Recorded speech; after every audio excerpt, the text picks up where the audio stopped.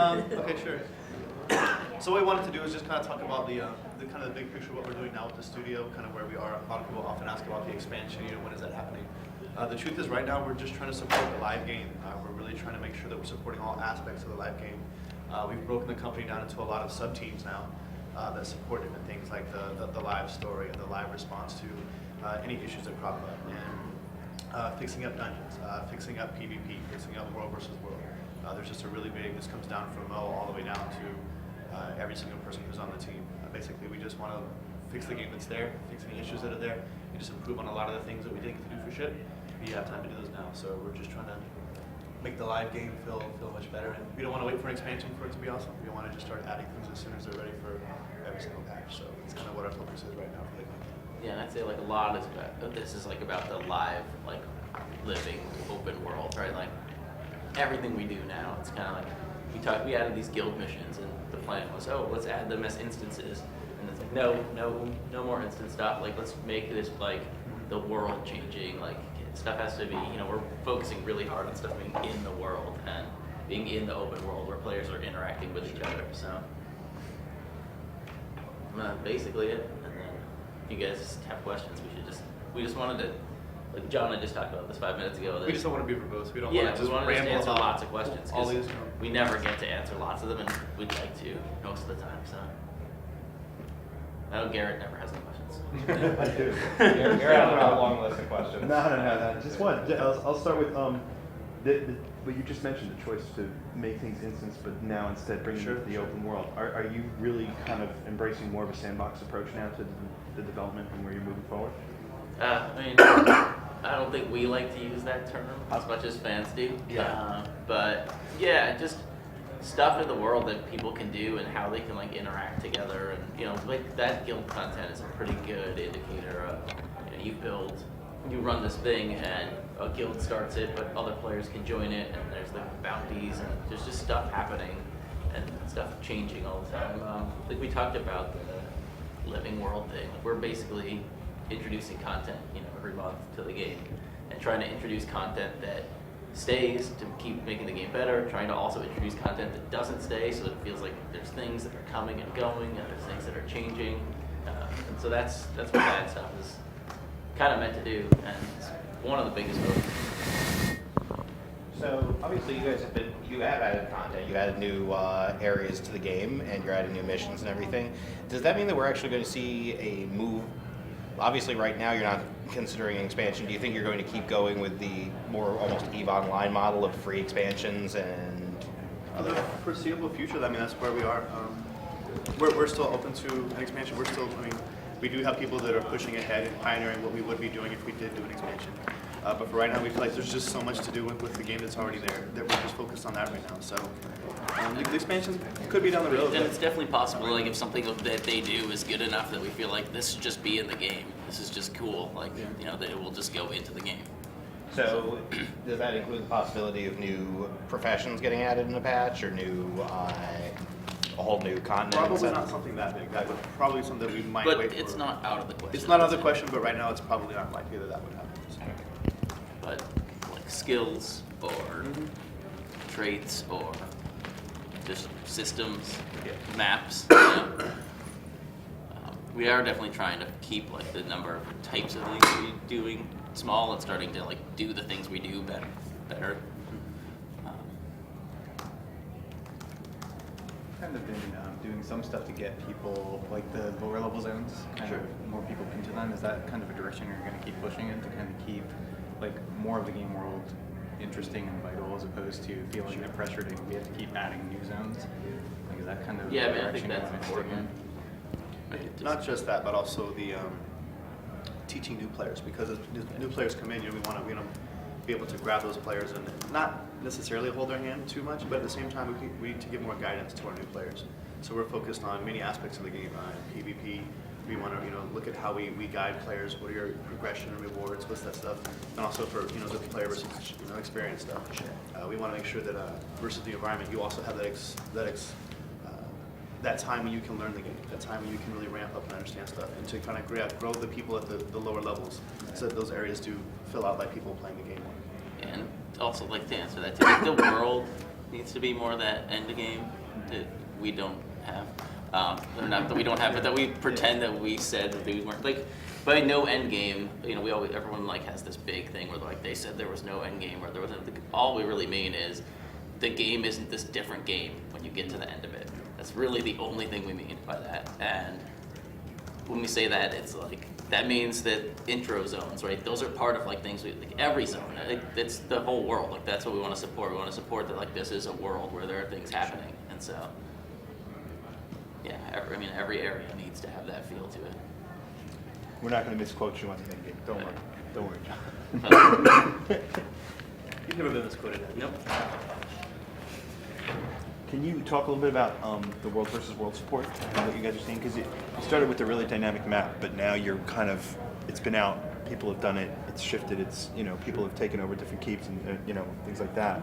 What are you guys doing to expand on it now? Yeah, I mean, that's I'll talk about it. That's like a big area that we're putting a lot of stuff into, and that stuff has a lot of lead time.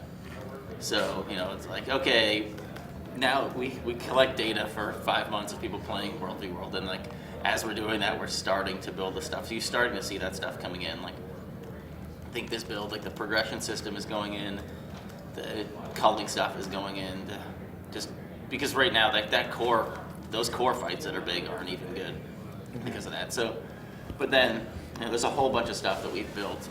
Like you could see a little bit of the beginning of it with the little breakout events. I don't know if you remember those, where like when you're pushed into your keep, like stuff happening, like just more content and more, like in the same way that there's more live content in the open world, there needs to be more live content there. So, I mean, I think there are, I want to say like 5 or 6 things that we prototyped, hoping to get them into March on top of that, and it's like, none of them made it. The only one that made it is a progression system. Yeah.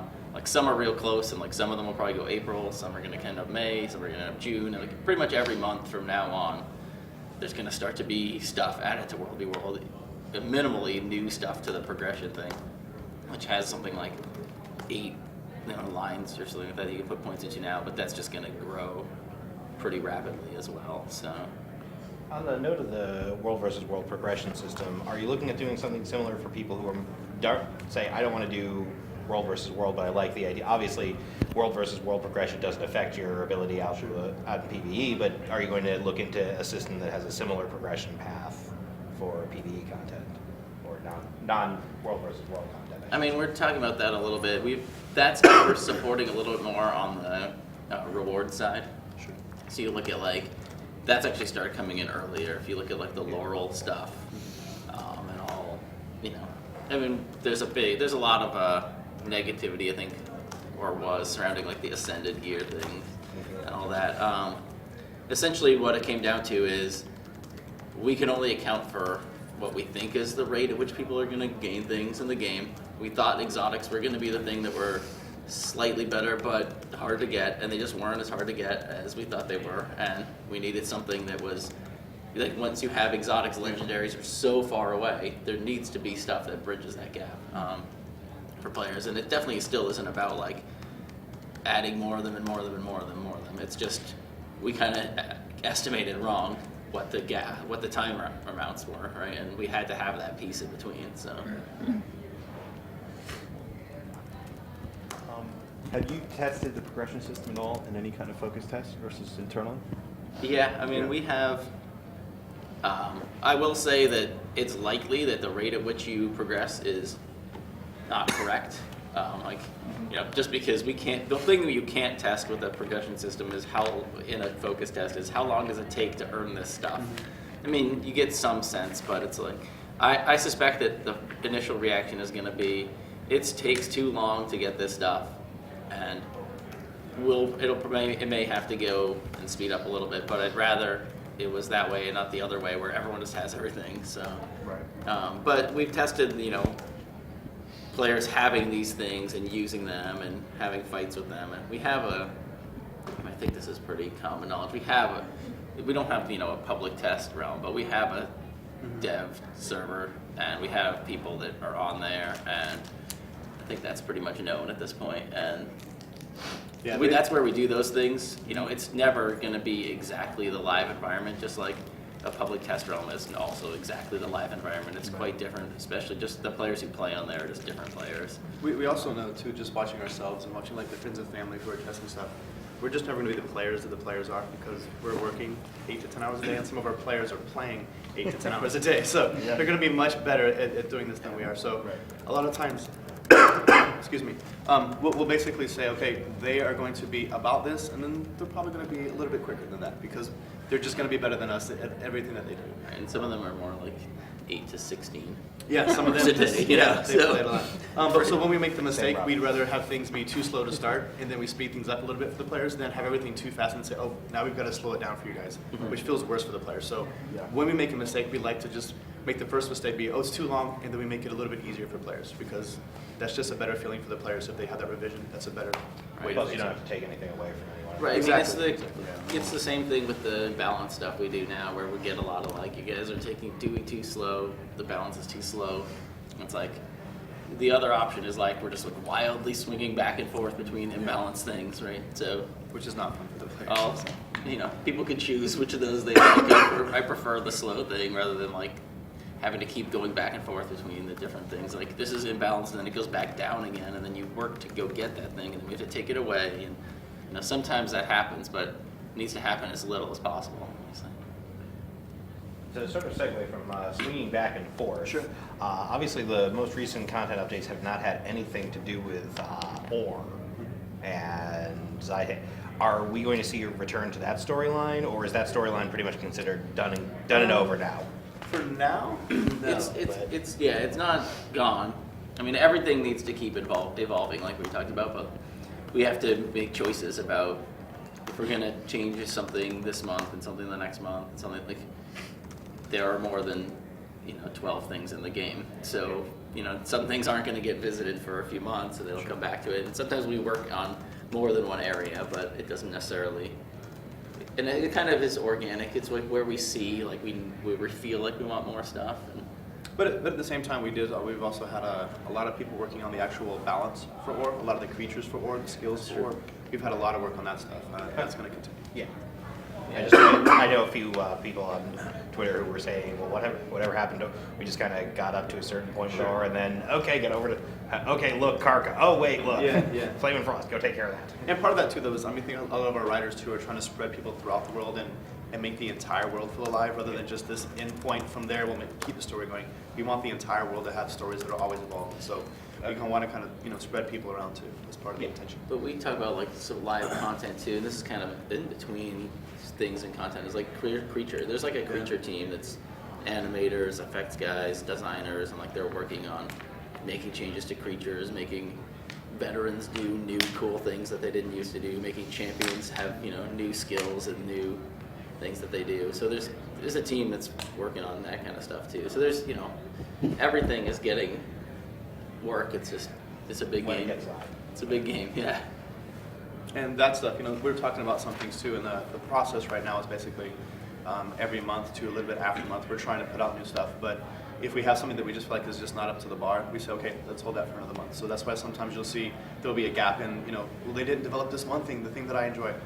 Wait a month or two, because basically what we just said was we have something for that, it's just not ready yet. So when it's ready, we'll put it out, which is kind of how we do things. So World v. World is like the perfect example, because we totally thought, February was going to be some stuff for World v. World, and basically the two big things, like that progression thing and the culling thing, were just like, they're just not quite there. And we'd rather the first time it came out, it was not like, oh, this is the progression thing that you guys have been talking about? Yeah. So it needed to feel cool, right, when it came out and have some things in it. They're like, all right, yeah, like I want to play to get this, so. I think remember when we talked about progression, the initial skills are more, they're not specific skills, right? It's more of an overarching how you can affect world versus world. You can get benefits to siege, you can get benefits to kind of that, versus like, actual skills in your character. Yep. Do you guys have a set timeline on that progression? Like for development purposes, like do you see yourself putting in specific world versus world skills each month now? Now that you kind of have it ready to go out the door. Sure.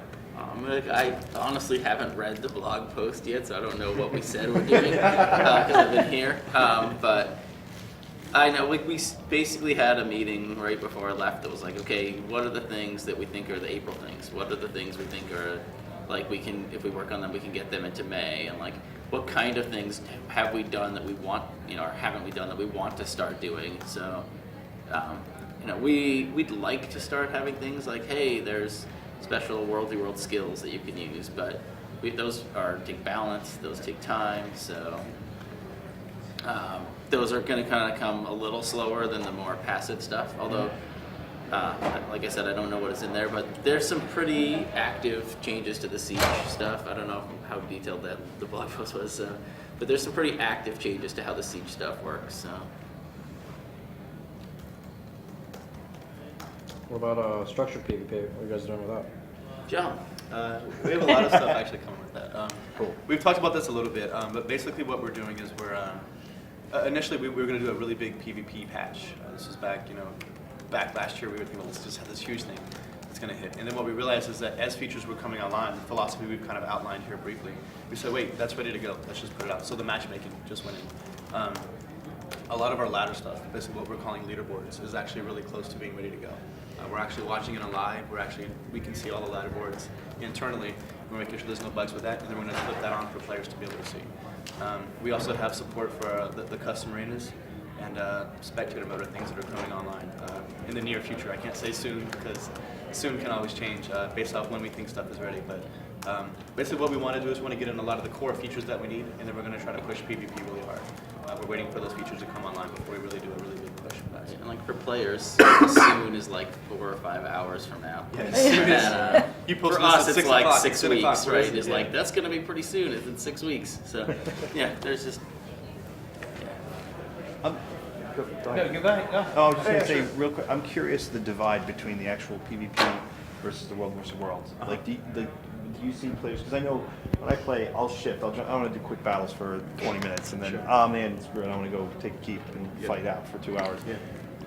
Do you see a lot of shifting between those two areas in the game? We see that a lot of our players are actually playing a lot of aspects Everything. of the game. Yeah, Yeah, they which is play really everything. interesting. They do? Yeah. A lot of people actually jump in.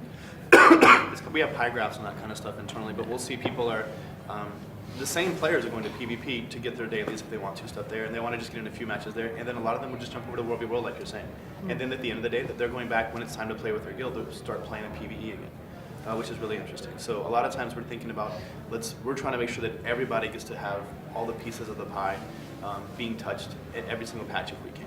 Right. So, that being said, like if you are a player who only likes one of the parts of our game, like, we need to support that part enough for you. So Yeah. if there's people who are just PvP players, which I know there are, and it's like we need to do more for them than we have, and I think we will start to. I mean, And part of John's- that, we're just waiting until it's ready, honestly. We want to put a lot of that stuff that you want to have in an esport, but it's not just that. We feel like the esports stuff is something that will help the top tier players a lot more, and the mid tier players who are looking for that type of experience.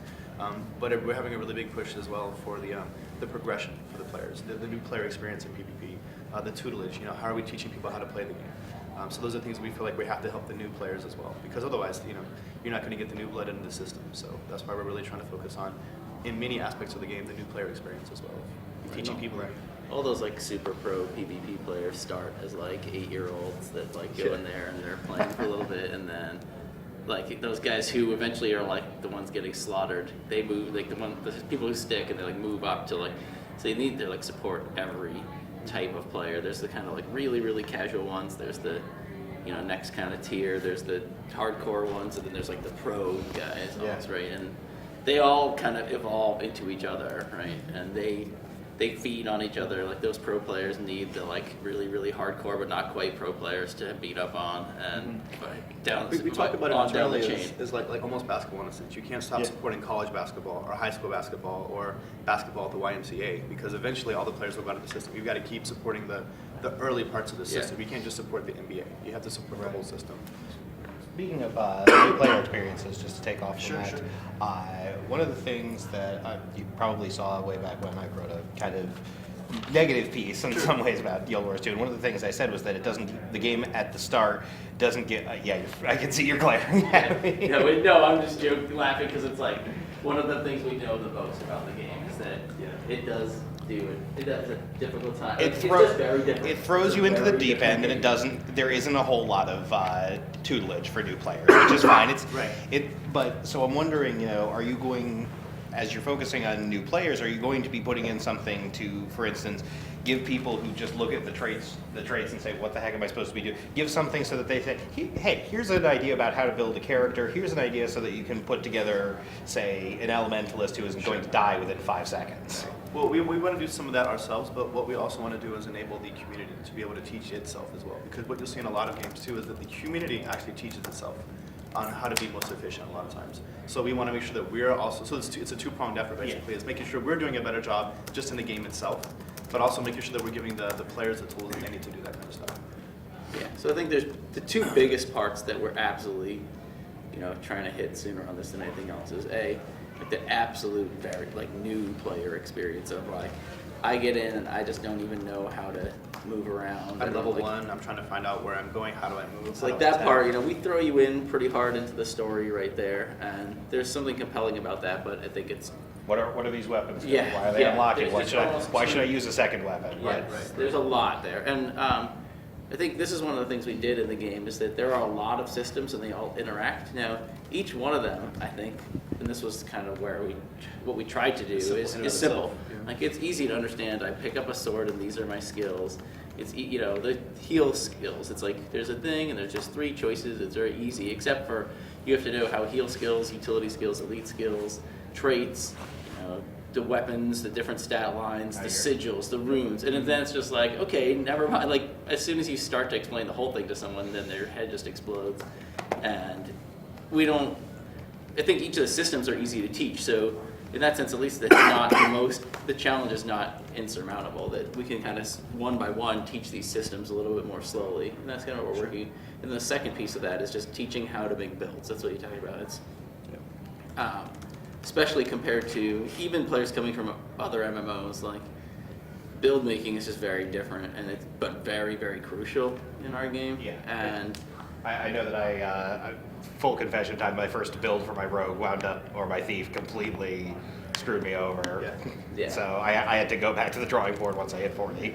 Yeah, and some of that is balance a little bit, but some of it is also just, just teaching that stuff. And the build making, it actually is kind of fun and can be fun, and what we need to do is get people to see what's fun about laying that part of your character out. And so we need to actually, the way we do that, we need to do it in a fun way. It's oh, okay, this is going to be a part of the game that I enjoy, and not just hey, here's a thing that tells you, this is how you make builds, you're doing it wrong. That's not how it needs to be, right? It needs to be fun, so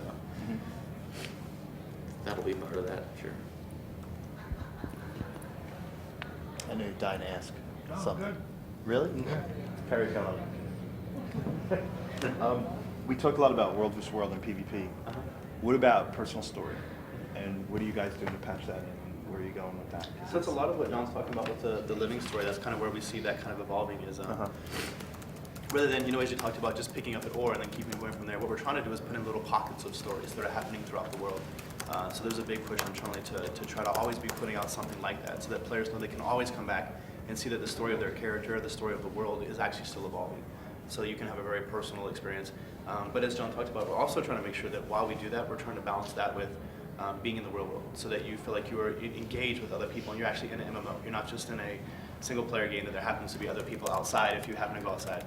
We want it to be the case that everybody's playing personal stuff that's also going to impact the real world. So you'd like the real world's growing, and my character is actually a very big part of what's happening there. So It's a very Guild Wars 2 thing that if there's a thing in games that people like, and we've seen a big push for story in MMOs. Right. And we've also seen a big pushback of stories basically creating a bunch of instancing that is pushing people apart from each other. And in the same way that we look at our game and said okay, what is it that people like about MMOs and how do we want to do it differently? We're going to do the same thing there. That challenge of how do we get people that have the ability to tell these compelling stories that people want to have cool storytelling, but do it in a way that is right for our game, which is a game I think that we realize now is where that's about like the open world and about like players like having stories told to them with other players. So that's going to happen there, and you know everything needs to happen with that in mind. That like if players like that story stuff, like what is it that they like about it from like a not specific content sense, like oh they like instances that are exactly like this, but like what is the thing that drives them to want to play games with stories in them, and what are the things that like we can do in our game that are right for our game that are gonna work and give them those same experiences without giving them the part of the experience that is not working in it.